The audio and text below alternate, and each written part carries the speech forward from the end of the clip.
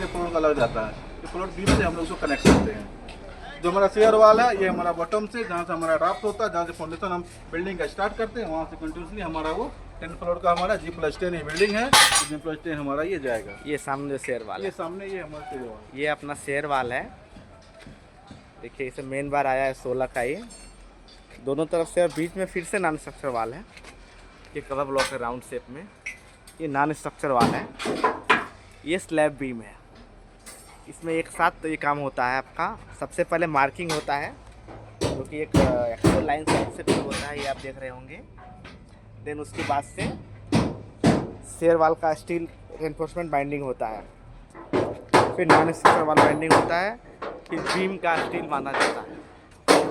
उसके बाद से माइवान शटरिंग को खड़ा करते हैं।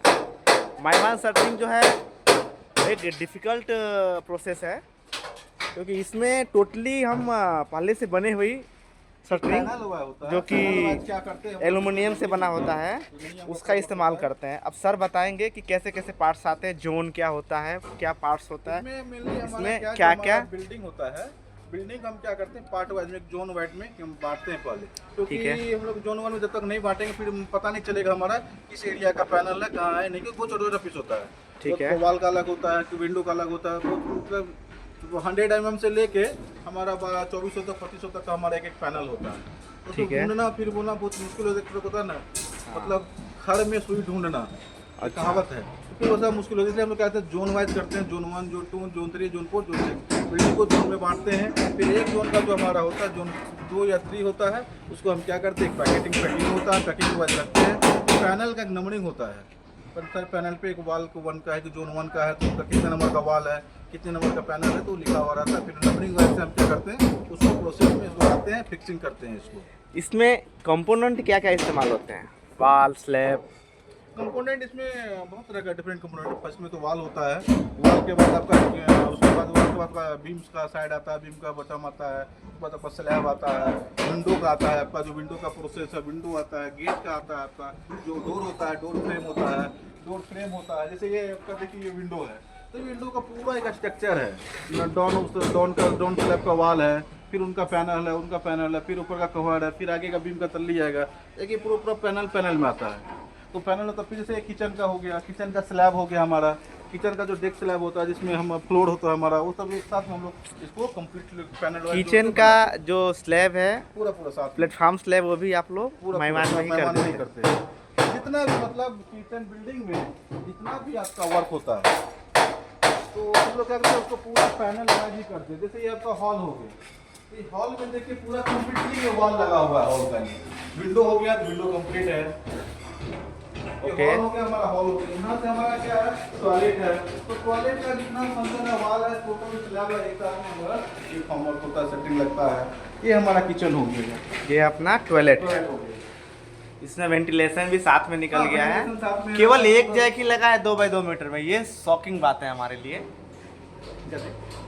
ओनली एक जैक लगा है 2 बाई 2 मीटर का स्पान में। इसका जो कैपेसिटी होता है लगभग मिनिमम 16 टन का आसपास वो कैपेसिटी एक जैक का। एक प्रोजेक्ट का।